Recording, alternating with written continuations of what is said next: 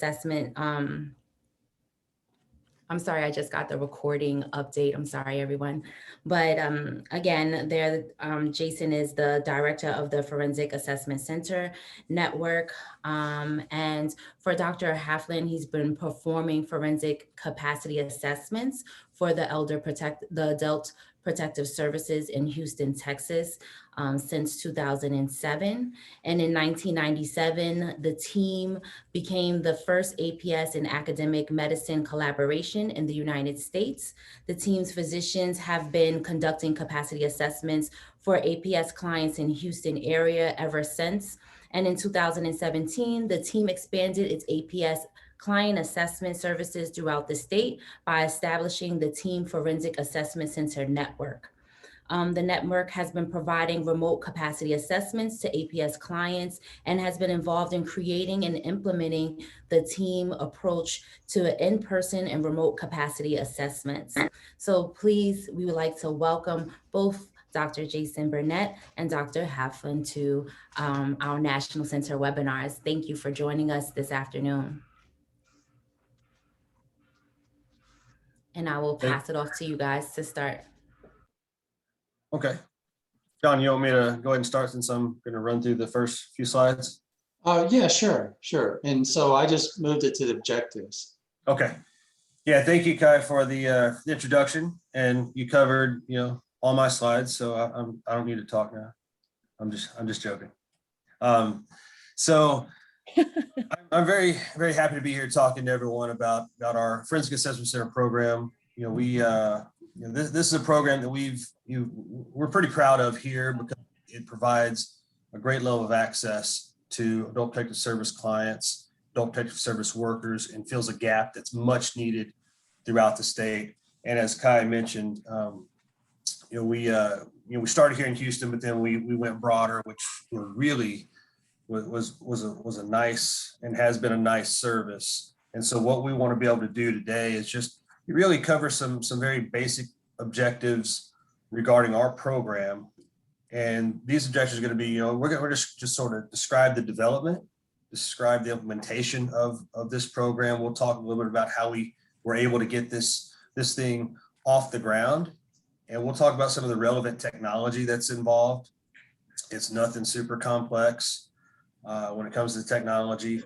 We'll present a little on the legal and ethical framework that goes along with this sort of assessment. As you might imagine, any innovation that happens, especially when you start dealing with technology and information exchange like what we deal with, always have a question of, can you do it? Is it protected? What are the legal ramifications? And Dr. Halphen's going to be able to, speak to those very directly.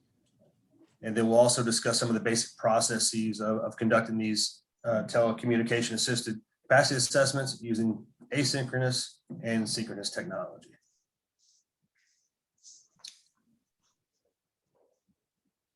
Okay, and as Kai mentioned, in 1997, the Texas Elder Mistreatment Institute became a formal collaboration between Adult Protective Services here in Texas and an academic health center. So it started at Baylor, and then in 2007, we moved over to UTHealth. Now, the reason why we got started in 97 was because in 95, local APS agency, the local region here, what they did is they identified the fact that, they have a lot of really sick folks out in the community. They didn't know what to do with them medically. They weren't sure how to make decisions on getting them the services they need when there's, these medical complexities and also these problems with decision making. And so what they did is they came to Dr. Carmel Dyer, who was at Baylor at the time, and they asked her, "Hey, can you help us?" And she said, "Absolutely." And of course, if any of you know Dr. Dyer or knew of Dr. Dyer, which she passed away on May 4th this year, she didn't think, "Oh, let's just go out and do it. Let's just do this little thing for you." She thought, "Oh, there can be an institute. There's all this stuff that can happen. We can fill this huge, great need." And that's when they developed the Team Institute to provide these in-home medical assessments and capacity assessments for the local region of adult protective services. And then if you fast forward to 2015,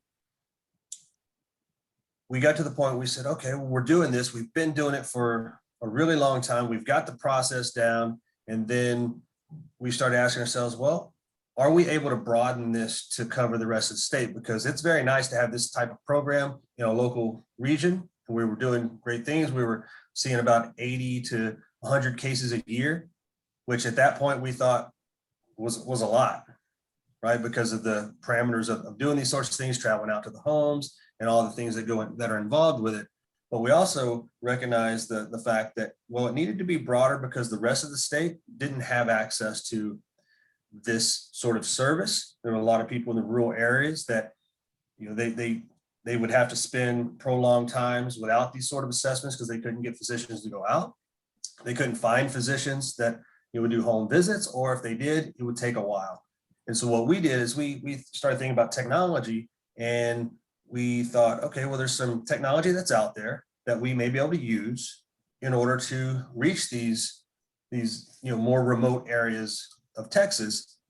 And so what we did in 2015 is we started piloting a remote capacity assessment approach, because that was the major need. Now, when we did that, what we did is we selected some areas in very remote parts of Texas, tested this, our technology to be able to do this, make sure we had connectivity, make sure we were able to do it in the way that we really were doing our in-person assessments. We didn't want to change that up. We didn't want to say, okay, well, now that we're going to do this remotely, we need to, change the type of assessment we do and all of that. We didn't want to do that because we knew that what we were doing in person was the best way to do these assessments. And we wanted to figure out how to do that on a statewide level in a way that didn't jeopardize that sort of standardized, time-tested, and field-supported approach. And so we did the pilot testing in these remote areas. And in 2017, we launched the Forensic Assessment Center Network, which went statewide and allowed us the ability to provide capacity assessments to all APS clients that need it, and APS workers that had clients that they need to get this access to and these sorts of assessments. Okay, next slide, John. Thank you. And so how you may ask, okay, how did you get this started? And so what we had established already, as we mentioned, was the Texas Elder Abuse Mistreatment Institute. And now APS, they have the clients, right? I mean, there's the gap.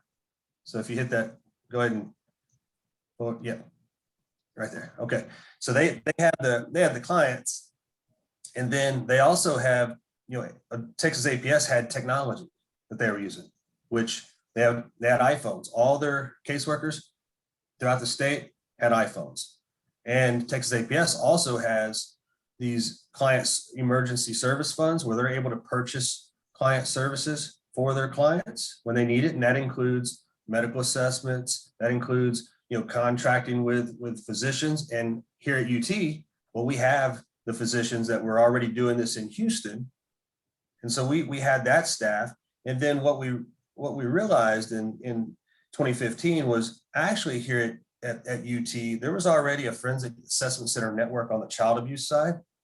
So they were already doing something similar on the child abuse side, where they were getting second opinions, or they were getting pediatricians throughout the state to provide some opinion on their cases of child abuse. And they would bring them in and they would assess them.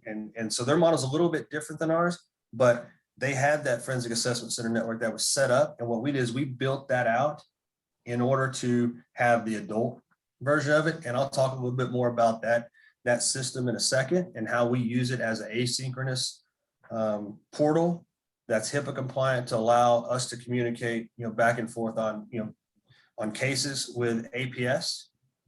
So I'll talk about that and how we use that.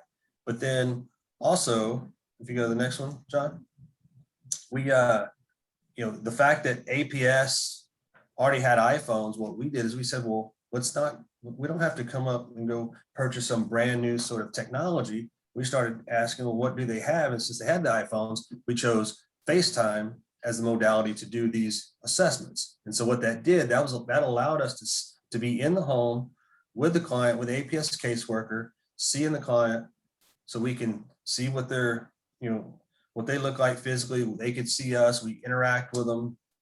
it's, you know, we get to see the environment, which is a very important part of this. And John's going to talk about that, or Dr. Halphen's going to talk about that in a second, where, you know, being able to see that environment is extremely important, because if you bring them into an office, they may tell you, I clean my house, do my dishes, I do all this stuff. And then all of a sudden you see it and you go, no, it's not happening. So that was a very important piece. And then what we did is we have, we got iPads and some computers that allow us to do FaceTime, so that we're able to connect with APS anywhere in the state to do these sorts of capacity assessments. And so that's how we got to the statewide coverage of doing capacity assessments. And it didn't take anything, you know, we just used what we already had in order to do this. And now it did take a little money to build out a couple pieces like the Forensic Assessment Center network, but it was already pre-existing on the child abuse side. So next slide, please, John.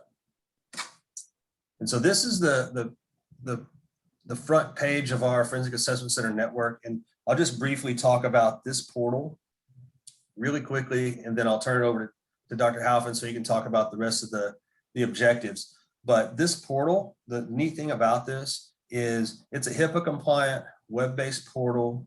It's asynchronous. So, you know, you don't go into this portal and see each other. It's almost like a electronic medical record in a sense. But the way that it's set up is Adult Protective Service caseworkers anywhere in the state, if they have a client where they feel they need a capacity assessment, they're able to make a request in this portal. They go in, they fill out some information, they click some buttons that says we need a capacity assessment. They click telehealth, they fill out some information, just some basic information on the client, and then they can put in any sort of communication with us. They'll tell us, you know, some background on the case. We can put notes in there for them to, you know, when we want to communicate with them, so that if we need something, we put a note in, it alerts them that there's been a change to their case. They can go in, see what that change is, what that communication is.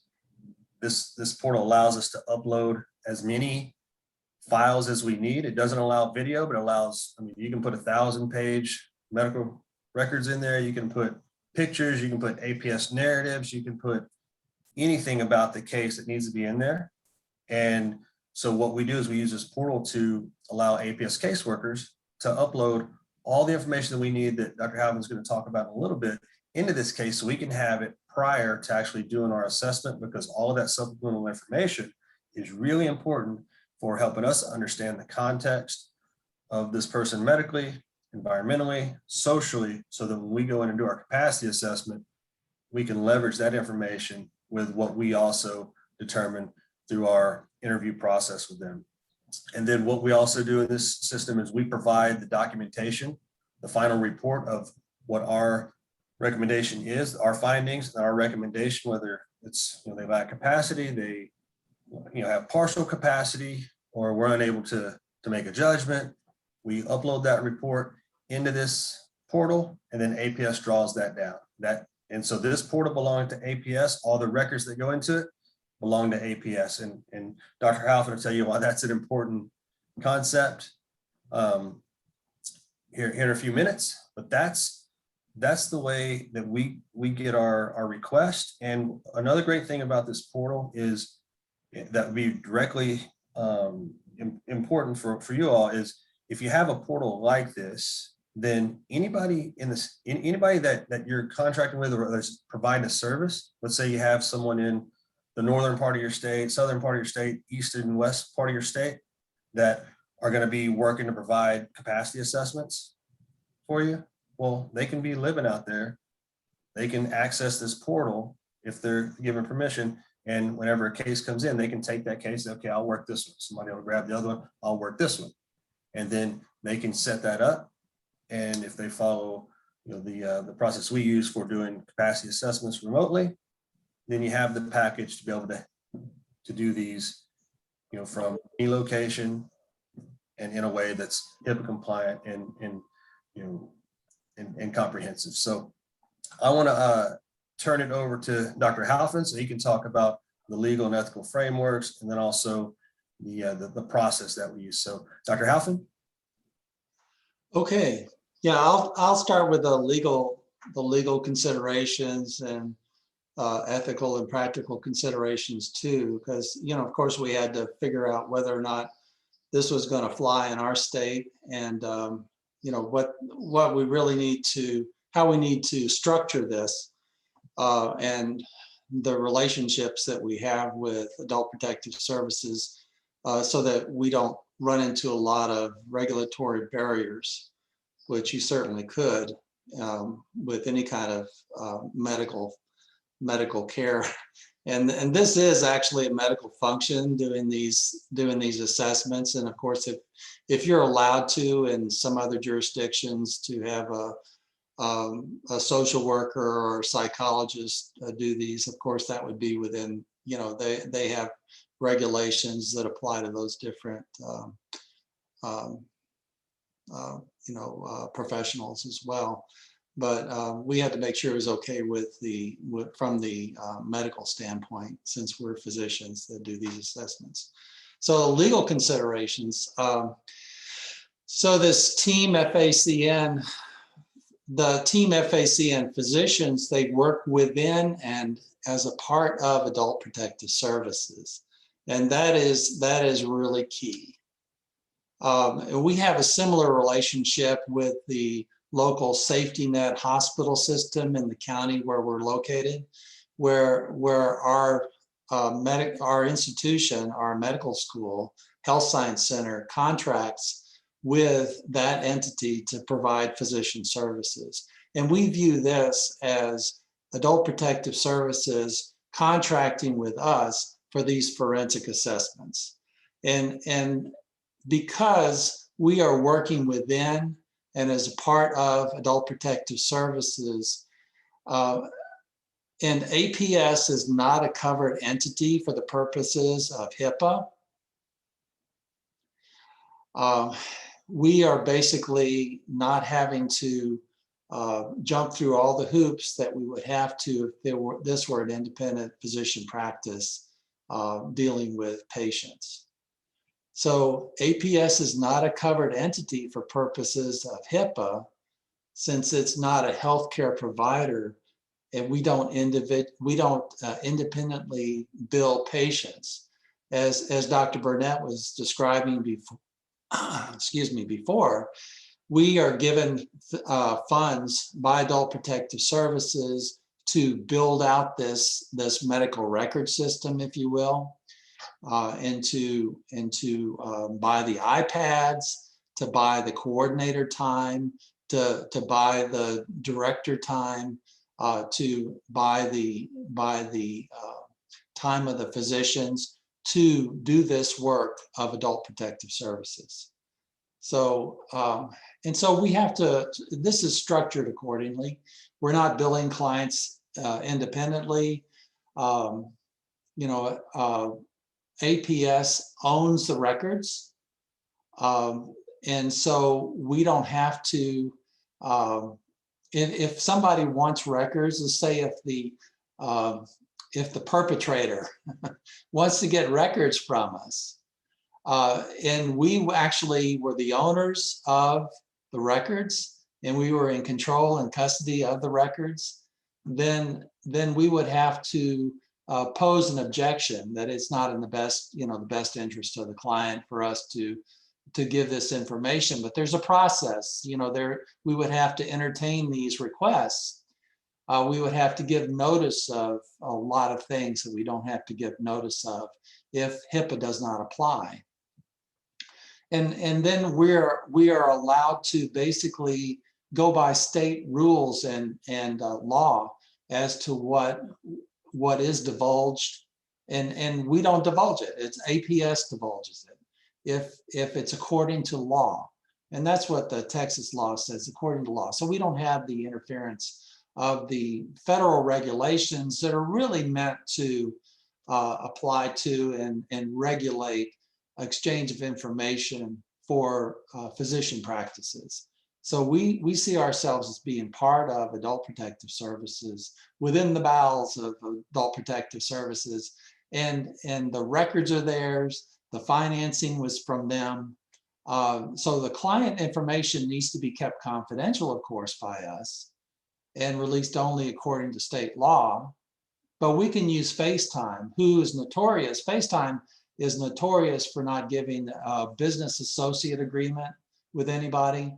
And if HIPAA applied, we would need to have some business associate agreement with Apple, which we're not going to get.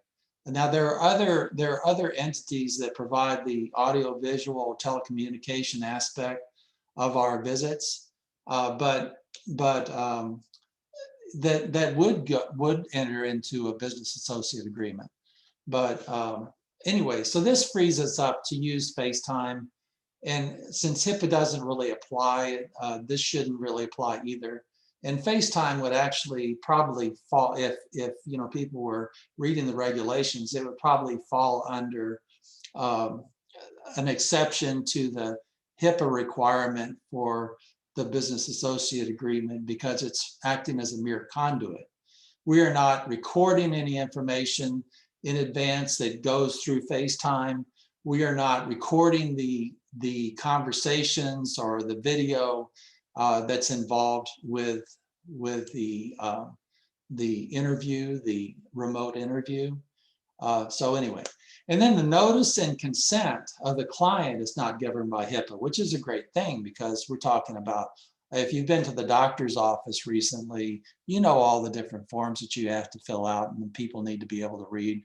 And our clients, that would be just unreasonably burdensome for us to have to give these notices and consents.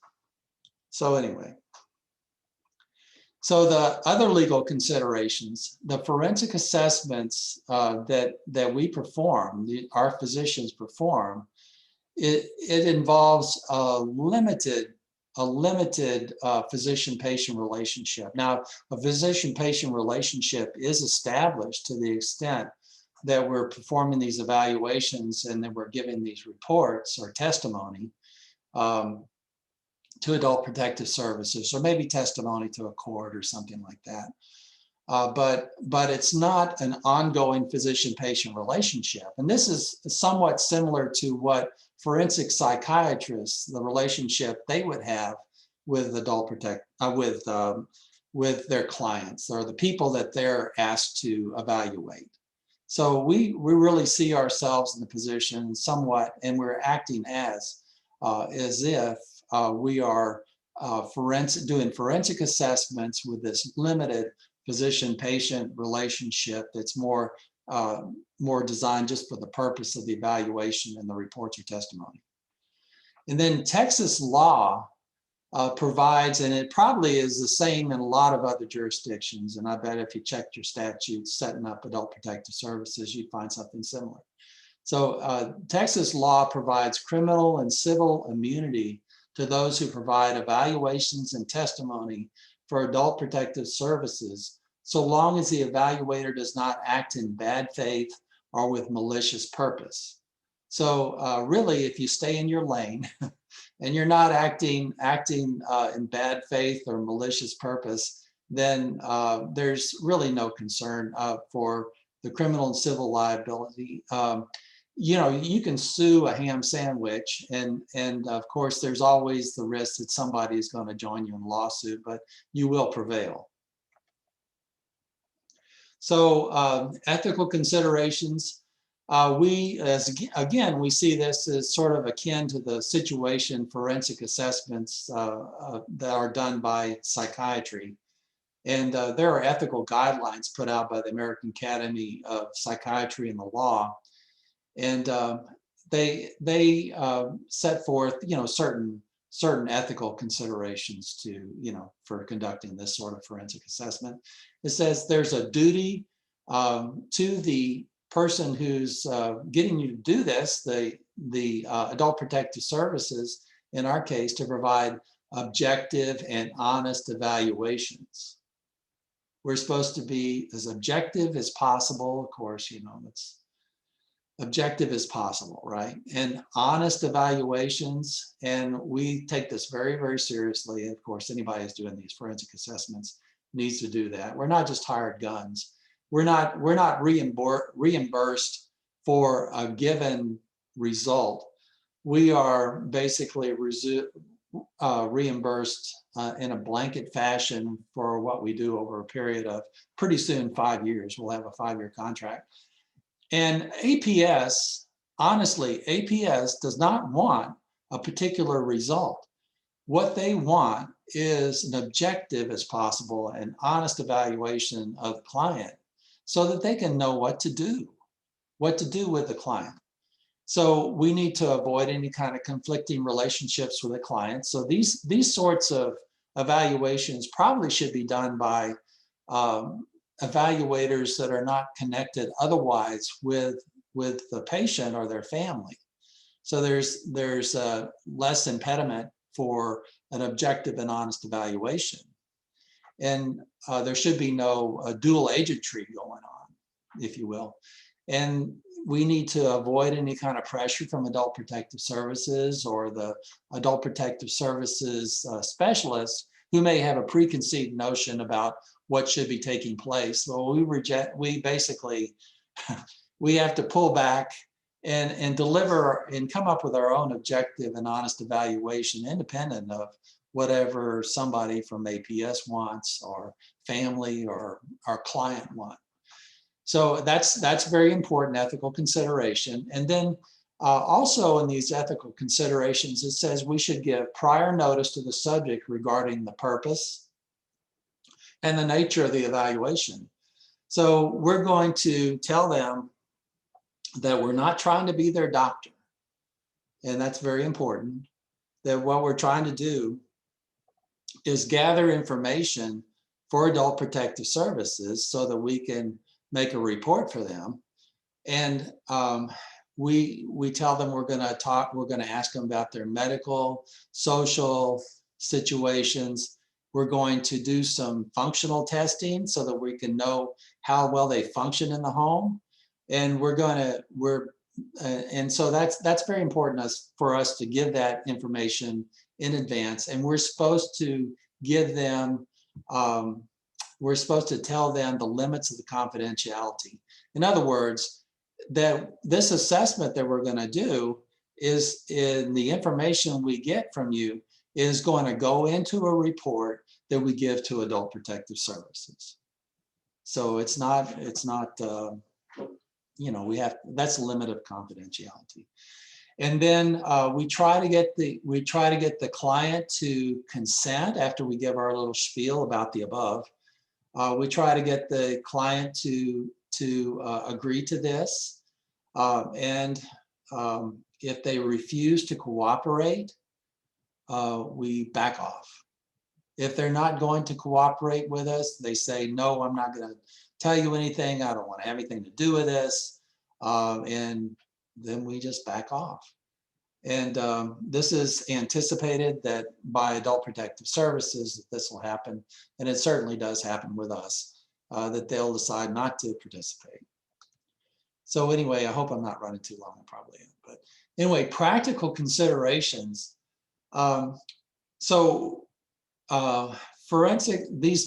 These forensic assessments we do are only mental health assessments. And we don't attempt to do some medical diagnosis or manage medical problems or anything like that. And you know, first of all, we're not in person with these people. We can't listen to the lungs and heart, and you know, feel the edema and stuff like that on their legs. Or, but anyway, we can come pretty close to knowing what's really going on. But we're not able to make the diagnosis of a physical problem. You know, we really need to have that physical examination. You know, sometimes you really need to have blood work, right? You need to have them monitored for a while, an EKG or, you know, a pulse ox or something, you know. So we're not trying to diagnose a medical problem. And also there's no follow-up evaluation most of the time. Sometimes something will happen, like perhaps the paperwork or the assessment that we do is too remote in time for a court to use because of maybe some kind of difficulty getting things going from the court's end. And so we'll have to redo the evaluation, but this is fairly rare. almost, just occasionally. So most of the time we're going to see them once. And, you can't just diagnose somebody and then put them on some kind of treatment regimen and not follow up. That's just not done. So you basically we're not going to be able to follow these people up. We don't have the money, the resources to have somebody, answering the phone 24/7 like a doctor would have to do. They'd have to have somebody on call for them. So we can't do that. We just don't have that level of funding. We maybe have funding for 1.5 doctors to do these assessments, and we don't have somebody on call all the time. So other than we will receive, sometimes our coordinator will catch these calls in the middle of the night, but they're not going to be calling the doctor in the middle of the night to do these assessments because nobody's going to be around to do them anyway. But anyway, the APS people won't be there either in the middle of the night. So there's limited funding for this sort of thing. There's no continuous access to physicians. No treatment is offered. Even if we find a mental health problem, we're not going to try to treat them. We're going to refer them to an in-person doctor that can follow them longitudinally and take care of their issues and judge the response to the medications or whatever. So we're not even going to go there. So we're strictly doing these forensic mental health assessments through the telecommunication modality. And then we're making our reports, doing our testimony, that sort of thing. So if there's any sort of problem that we think there's some kind of urgent or even just a medical issue that we see that's probably not being addressed, then we are telling APS and sometimes the client, you really need to get this checked out right away. If the person is acting delirious, and we can assess that through this modality, we know that we need to have them seen in the emergency room right away, because delirium can be an indicator of some very, very serious problem that needs to be addressed right away. So if HIPAA applied, another practical consideration, and I mentioned it before, if HIPAA applied, the notice requirements would be extensive. Lots of forms that people would have to try to read through and understand. And then there would be these record requests that we'd have to be able to deal with, which we can't. We don't have the personnel for that. And other matters that are just too burdensome to even mention here. So, we had this standard capacity assessment process. And the things I was talking about before applied before we were doing these via telecommunication. They apply when it's in-person visits or before. That's why I put it first, because it kind of includes all the assessments that we've done and the relationship that we have with APS. And setting up this relationship is very fundamental and very important, how you set it up. So the standard capacity assessment process that is easily adaptable to remote assessments, and that's one of the requirements in our state, is our telecommunication assessments need to be the same, really, as we do remotely. That's one of the requirements. So anyway, that's what we try to fashion this. So assessment is requested and scheduled very often through the portal that Dr. Burnett described. And information from Adult Protective Services is shared with us through this portal, an individual file for each of the clients. And sometimes communication via phone has to take place with our coordinator and sometimes me or somebody with setting up when we're going to have these assessments or when we can't. And then the APS specialist, and this is very, very key, we have these really well-trained and experienced APS specialists that go to the home or go wherever this client is. And usually it's going to be at the home. And that's very, very important, because you need to know what is happening at the home, not when everybody's cleaned up and in some kind of clinic setting. You need to see them in their natural environment. So the APS specialist, who is very adept at going to people's homes and evaluating people there and seeing what's going on, joins the client in their home, And they bring the forms with them. And we're going to talk more about just as we're going to say this is a telecommunication visit, not the in-person, because everything nowadays is telecommunication. The in-person kind of went away since COVID hit, right? So the forms they bring with them, and they basically facilitate the evaluation, and we really need them to, bring out the right form, to help the client, position the camera so that we can see the right things, so that we can know what the client is really doing and redirect if necessary. And then the interpreter may, especially a sign language interpreter, you really might need them, have them there to do the sign language with you. And it would be good, to include them as another person or another party in the telecommunication assisted remote visit, to have them join in on FaceTime, we're trying to get that to happen more now. But anyway, they'll bring the interpreter with them in the forms. So the evaluator, which would be one of us physicians, would introduce themselves, and we may have a fellow or some other learner with us joining in on this call. And so I'll introduce the learner of some sort, usually a geriatrics fellow.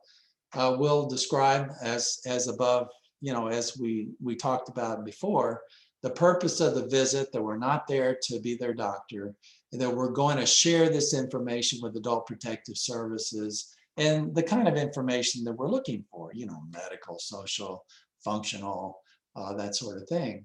I tell them usually we're going to do a little bit of memory testing, and we ask the whole point of this interview deal is to get the client's take on what is happening in their lives. So we're asking open-ended questions. They'll give us a little information, then we may be a little more directive in places when necessary, but mostly I want to know what they're thinking. So we're having to make everybody else in the room, including the APS specialist, if they make the mistake of giving us some information in front of the client, I tell them, no, we're just trying to get this from the client. There may be other people in the room that need to be removed from the room. There may be somebody that the client doesn't want to have there. There may be somebody that might, APS may think that this person might be impeding honest communication, maybe intimidating or something. We'll try to get those people out of there. And then we conduct of course you do that in person or remotely, And so you're asking open-ended questions. You try to get the history from the client. Just like I talked about before, medical, social, functional questions, how they're doing this or how they're doing that, how they are arranging for these various things. And then the psychiatric symptoms that they may be having. I'll ask them directly, are you depressed? Do you feel like you might hurt yourself or somebody else? Are you seeing things that aren't there, hearing things that aren't there? Do you have problems with things like that? And very often, if they really are, they'll tell you about it. But it's always surprising to me. But a lot of observation can also take place with the client, and that's, we can't listen to their lungs and heart and all that, but we can tell if somebody is, short of breath, if they can get up and walk, are they steady on their feet? Can they actually move around okay? We can tell quite a bit just through observation. And then we may need to get a tour of the home from the APS specialist. Of course, we can see whether or not the client is sitting in a wheelchair, can they get up and move around independently, and things like that. So we're looking at observation of the client, the environment, evidence of function for the client. And it's all about function for us with our state, and probably a lot of jurisdictions these days and courts consider function to be really the primary thing that they're looking for to determine whether or not somebody has capacity or does not. So it's not just how well you can, do your math, So anyway, we do cognitive testing, And that's usually going to be the St. Louis University mental status exam, the clocks 1 and 2, trail making A and B, and the geriatric depression scale. If it's a younger person, we'll do the PHQ-9, or there may be another thing that we want to do. I mean, we'll also ask them, give them parables, or ask them to do the days of the week backwards. If you know, those are kind of those might help you out in your evaluation as well. And so after the interview, if there are collateral reporters available, we may sidebar with the collateral reporters, you know, outside of the presence of the APS worker. I routinely ask the APS worker there to call me after they've done after we've gotten through with the interview, so that they can tell me things that maybe maybe they couldn't say in front of the client without ruining the relationship that they've built with them. And then we have these weekly interdisciplinary team discussions with the people that are involved with from the Adult Protective Services side and other people in our group. We have this coordinator nurse coordinator that's been working with us very, very long time, and she really knows what we're doing at this point, and can really help us, you know, figure out, you know, she doesn't miss things. I mean, she's real good that way. And then the other people that are doing these evaluations, there's a couple of other doctors that work with me, and we all get on that call and we discuss these together. And so this is how we kind of keep everybody on the same page about how we do things. And also we learn from each other, and we sort of bounce our impressions off of each other. And we may have learners involved in this IDT as well. So we do this every week to talk about the clients that we've evaluated in the prior week. So starting off, we're collecting information from Adult Protective Services. So like we discussed, APS will put information into the portal under the client's in a file for the client. So we're interested in what the concerns are for Adult Protective Service, what their concerns are, what concerns they have otherwise. They'll send us redacted copies of the APS notes, perhaps intake reports, and medical records. They don't redact those, but they're not supposed to share with us how, you know, who reported to them, so they'll redact those. But medical records they'll stick in there. We ask them specifically, how can the client arrange for their needs? And we ask this in advance. How can the client arrange for their needs in food, clothing, shelter, managing their physical health, and managing their finances? Now that's basically the definition of incapacity in the state of Texas. And your jurisdiction probably has a statute that defines incapacity that's fairly similar, or maybe they call it competency where you come from. But anyway, in Texas, it's these items. Can they arrange for their needs in food, clothing, shelter, managing physical health, and managing finances? That's paraphrased, of course. And then the medical records they'll throw in there too, so we can look at these things in advance of the evaluation. So that'll help us find some things that we need to hone in on, a little bit more directive about when we're evaluating the client. And so the needs that are focused on for independent living, and you know, and we're talking about independent living when we're talking about capacity. In this case, you know, you have capacity for this, you've got capacity for a will, you've got capacity to you know, agree to sex or something like that, and to contract. Well, this is what capacity to live independently without supervision looks like. Can they arrange for their food, clothing, shelter, care of their physical health, and adequate management of their financial affairs? And so we ask APS in advance to give us that information. So we send out the questions, you know, how are you doing with the food? How are they doing with food, clothing, shelter? And so we want to find out, are they getting help from somebody? are they just making it because somebody's stepping in and supervising them? And so what we're trying to do is find out if the person actually needs supervision in getting these things for themselves. Can they meet these needs without supervision? And so that's what we're trying to determine in our assessment.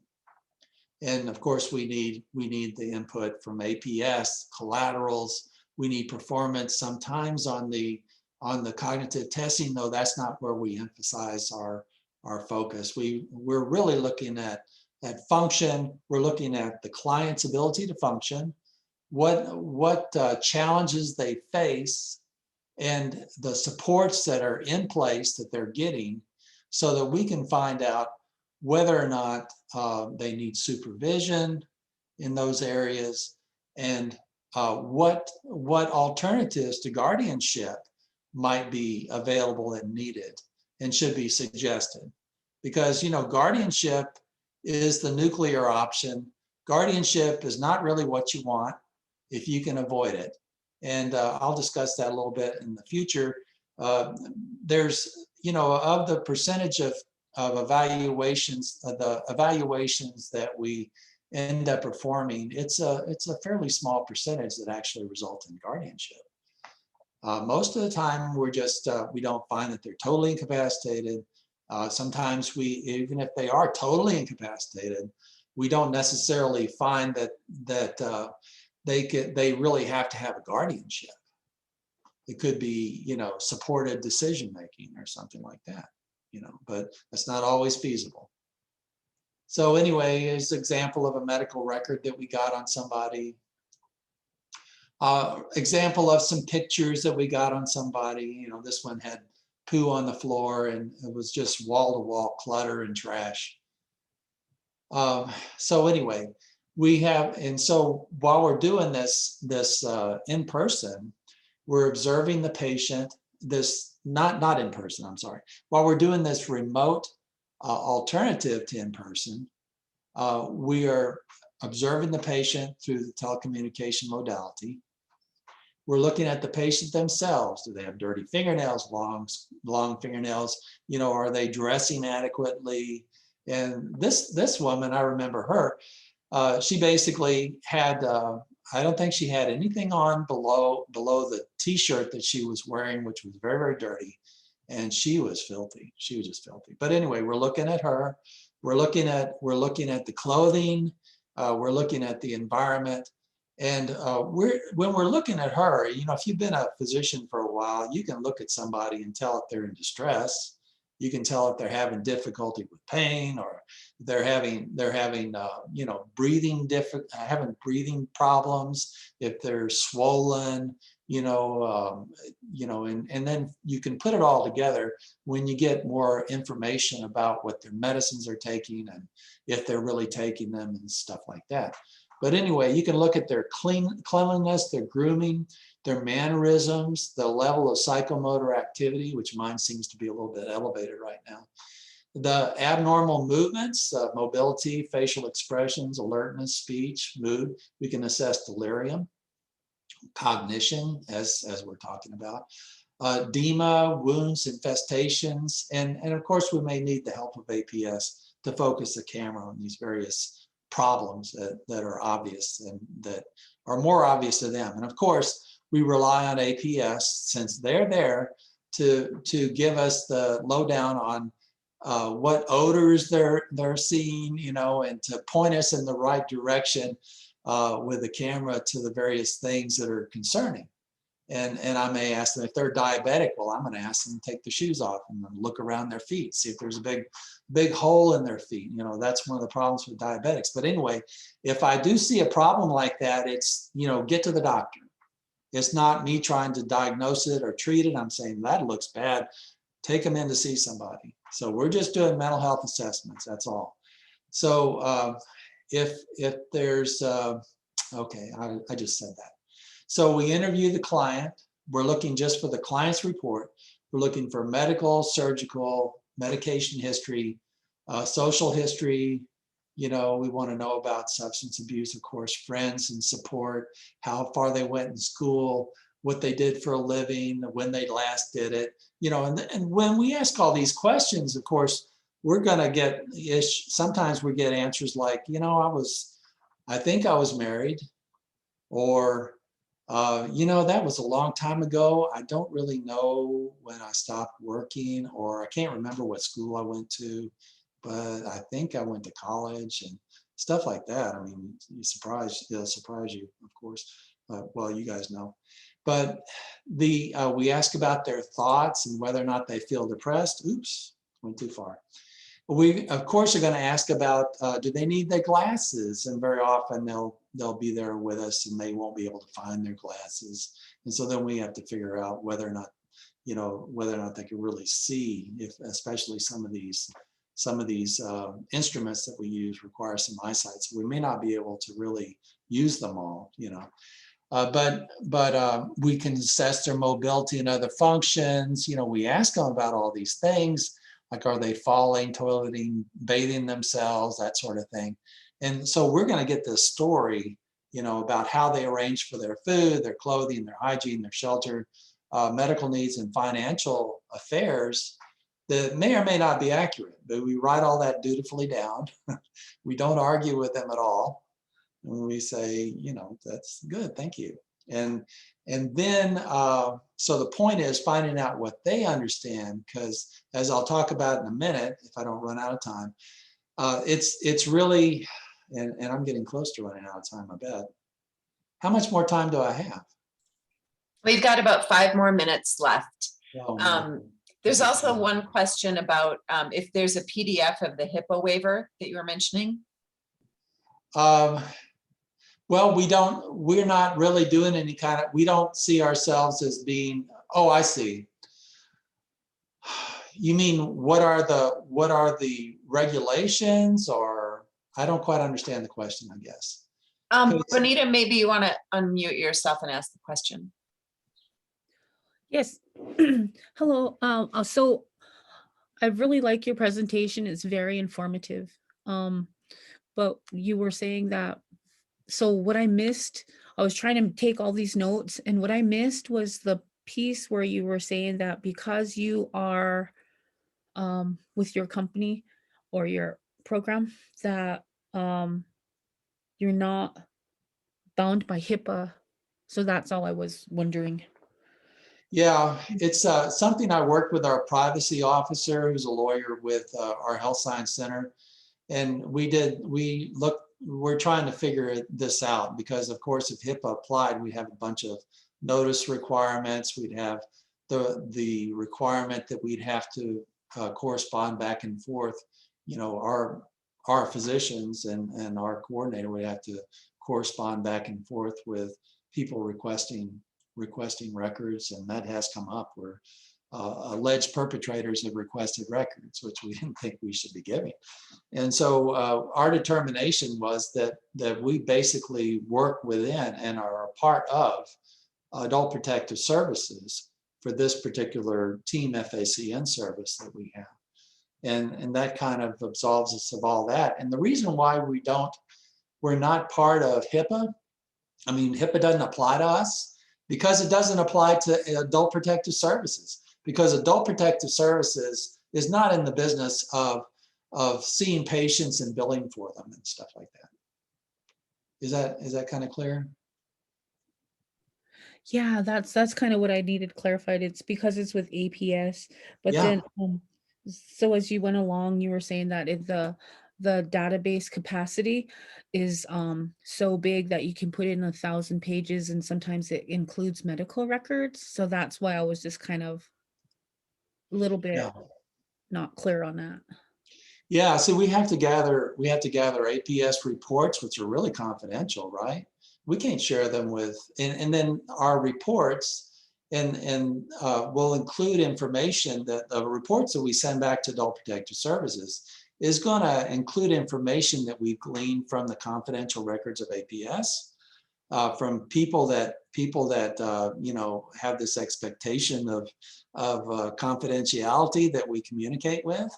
And APS really can't go around sharing their information that they gather in their investigations with alleged perpetrators. That's just not the way it's supposed to work. And if they are in charge of, they're in the control, custody, the records are the control, custody, and ownership of Adult Protective Services, then that basically allows us to defer to Adult Protective Services for any of these requests for records. And HIPAA does not apply. We don't have to have some business agreement with Apple to use FaceTime. We just have to be confidential with our information. Now, it just so happens the portal we use is very confidential and would be HIPAA compliant if this was if we were using this as our medical record, but we're not. This is APS's records, and it's very important to structure these things so that APS, we're working within APS as part of their entity. So everything needs to be paid for by APS. You know, it can't be us, and we can't bill separately. Any of that. I hope that's clear, because that's a pretty important point. We have a paper that's being reviewed now that may come out pretty soon, I hope, that explains that a little bit more detail. And there's real practical considerations involved in that. Sorry, I wasn't able to really. So we review the meds, and of course, the idea is we're going to try to see if the client is really taking them, right? I mean, because they tell, yeah, we're taking these meds and they're not really doing it, right? So that's important. So we spend a bunch of time on that. And I'm an ex-pharmacist, so I'm real anal about the meds, you know. So anyway, so we want to compare the client understanding of their circumstances and of their functional ability to what actually is going on. And so then we need to explore, well, how come the client is, if the client doesn't look like the client's really able to make decisions, how come? And if they're able to make decisions, well, how come they can't carry them out? Well, those are usually some kind of cognitive or maybe psychiatric issues. So can the client make a decision? Well, that's about communicating a choice, understanding relevant information, appreciating the situation and circumstances, and reasoning about options. Well, usually people fall down in the appreciation category. That's how come I'm asking open-ended questions about what the client understands, and then comparing it with ancillary information and the information we glean from our capacity assess, our talking to them, seeing how they're functioning mentally. Do I need to be quiet now? I think excuse me, we've lost a couple people, but I can keep going if people want to hang out. I can go for a while, so I'll try to make it very brief.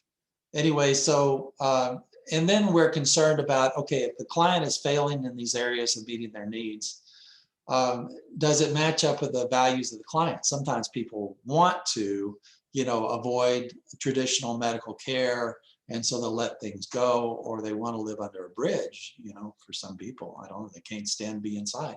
But anyway, it doesn't match up with their long-held values. That's important for us to determine, because we'll give them a pass on their failure if they're just, if that's really what they want. They can make a decision about it. And then can the client take reasonable next steps in light of their circumstances and resources? And that kind of looks at the executive function issue, right? Can they make things happen? Can they monitor themselves and control their own behavior? And so the cognitive testing we use, like I mentioned before, the slums, clocks, GDS, trail making A and trail making B. And for executive function, we're looking at the clocks 1, usually the clock in the slums exam, and trail making B is pretty important to us. And then we're, of course, paying attention to their ability to relate their history and timeline. So here's an example of somebody we did. And this one scored, not so terrible, 20 out of 30. Well, it's not that great either, but they couldn't do the calculations, and, they had a little bit of issue with the story, but it's not terrible. And here's their slums clock, which is not very good. A little executive dysfunction there, I think. And then their clocks 1, that's probably some executive dysfunction as well. So the trail making part A is just connect the dots, numerical order. This one is jumping back, trail making B. You know, you see some mistakes here, and he did it in a fairly good time, but just it went okay for a while and kind of went off the rails so far as going from A to B. I mean, 1 to A to 2, 2 to B, that sort of thing. Eventually got off track.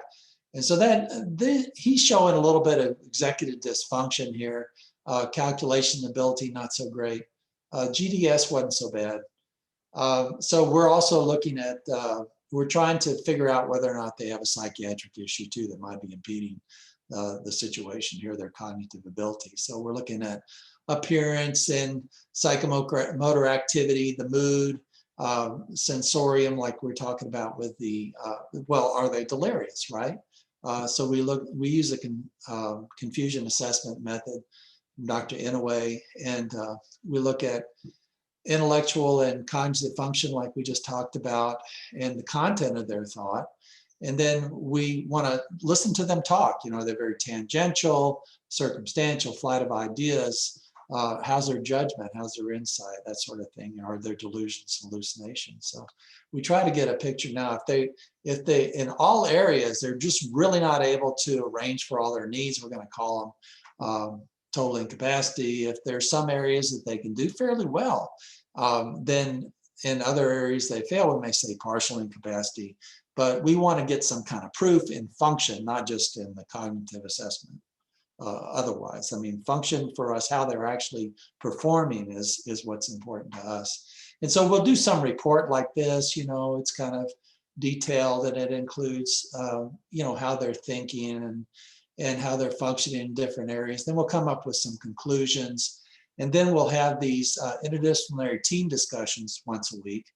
And as I described this before, so I won't go through that again, but APS will present their concerns and what they found, and review the failures and try to fill in information for us if we don't already have it. And we'll ask, I'll pick the brains about it. And then the evaluating physician will say what they found out and ask more questions perhaps. And then other people on that call may join in and give their critique. And then we're looking for their need for supervision in all these different areas. That's really what's important for us, is determine the need for supervision. After this IDT, you know, of course, we're also looking for how we can fix this short of guardianship, alternatives, you know, to guardianship, supports and services. And later, APS may request a letter from us for, say, an emergency removal if that's necessary, or they may ask for a letter to the court that could be used to support a guardianship. And that, of course, goes through a lot of different layers of checks and balances. So anyway, I'm saying here that between 2017 and April 2020, we completed about 1,000 evaluations, and 249 resulted in letters supporting guardianship, and that's about 20%. But by the time, and then similar, kind of similar for when we started up again after COVID, and these are all telecommunication, but it's about at the same rate, maybe a little bit quicker now. We're doing more capacity assessments now, perhaps. But it really amounts to probably about 10% of the about 10% of the time are these completed capacity evaluations resulting in a guardianship. I mean, it's kind of, now we're looking at the function, the supports that the person, we discussed supports the person could have put in place, but it has to get through the gauntlet of the APS lawyers, the APS supervision, the guardianship program in that jurisdiction, whether that's DADS or some other organization. It has to pass the inspection of the court investigators. Then it has to go to a court, who then is going to have a hearing. There's going to be an attorney ad litem who's going to shoot it down if they can. There may be another evaluating physician involved. There may be a guardian ad litem appointed by the court in some instances. And then they're going to have this hearing, you know, where you have evidence from the applicant side and from the people, if it's contested, the other side. And, you know, to actually end up with a guardianship after we do one of these evaluations and we think that they're totally incapacitated, it's not going to be that many, relatively speaking. So the whole idea in every jurisdiction I know about is for us to, for APS to try less restrictive alternatives. The courts are mandated to find that there's, you know, lesser, you know, invasive means are used.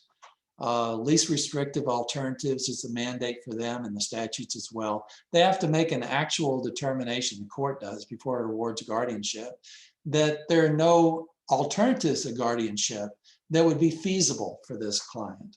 So it's rare. And then while we're doing this process, we're able to find out what the client really needs for support.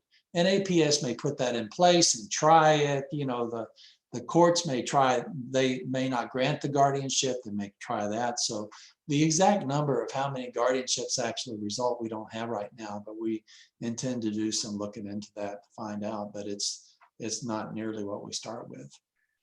Dr. Halphen, I'm afraid we have to wrap it up. Okay, it's a wrap.